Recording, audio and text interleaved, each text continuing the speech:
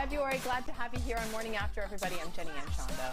Where did the longest month of the year go? January felt like we lived 3 months in one. It was. Did you now? We all said that. We all felt that way. 3 months worth of things done? Of course not. Me neither. It That's just the felt bummer. like it was 3 months. Did you feel the same way? Yes, it totally did. But here we are, the start of Black History Month. Of course, Lunar New Year, start of February. So hopefully, just a great celebratory month ahead. At the same time, you've got, and if you're watching as a teacher, you know this, you're experiencing burnout. So hopefully sometimes, they're at school right now. Yeah, probably at school, right.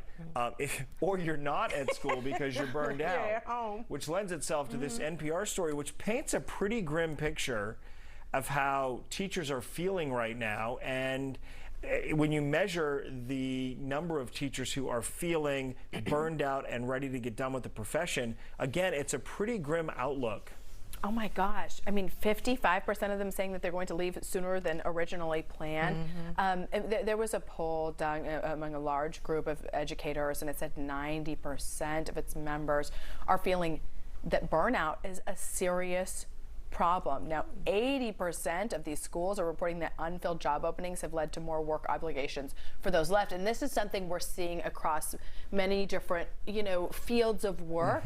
But in an area where you're customer based, then perhaps you take on fewer customers. We're not in the business of taking on fewer children. Right. So then it's adding a couple kids to every teacher's classroom, and that's an additional few papers to grade, an additional couple teachers, parents to meet with. It really is a huge burden, and I hate to hear that people who have that gift for teaching, that love for teaching, which is so needed, are leaving because of this. I don't know what the solution is. There are unfilled positions, so they're picking up that. Then you've got colleagues who are absent because of illness, where their children are, during especially this last wave of Omicron, have been left unable to go to school at various times, not just once, but several times over the course of a month or so.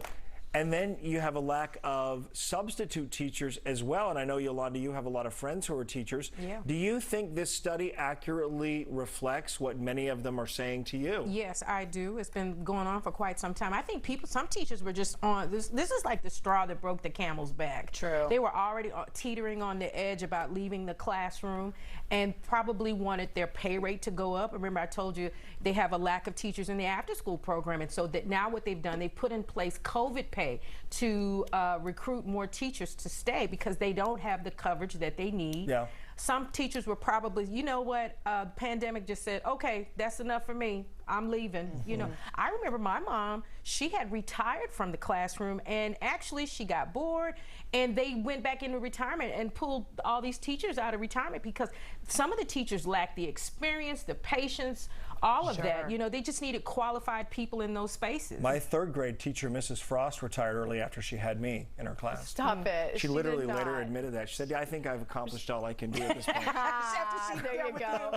Well, something that my brother said, and he's been an educator for his whole career, and he said that it's just, you don't get the connection. They did virtual for so long that the part of the fulfillment is seeing kids get excited, seeing kids learn a concept, grasp a concept, and you don't get that as much through the computer. It's just kind of like trying to wrangle people and make them turn their cameras on. And now if you're back in the classroom and you're doing more work and your classroom size is getting larger, that lends itself, of course, to more burnout, which just feeds on itself. And DISD just announced a day or two ago that they are now doing something brand new for the fall 2022 for the virtual classroom, and so people might want to look into that too. I mean, somebody sat back and said we need to have a better plan. Yeah, sweeten the pot and perhaps bring in some of like what your mom did, some of those really gifted, talented, passionate educators who have taken some time off, and maybe they're ready to come in for kind of like a little round two here. Well, in New York, after the crash in 08, I think we've talked about this before, they allowed some of those Wall Street financiers who were either out of work or burned out or didn't want to participate the opportunity for a little higher salary to make a career shift, and they made certification easier. And they have found this many years later that it really worked in these schools to first pay teachers more. I think the base was $100,000 in areas of Manhattan, which still is more than the average teacher salary at the time.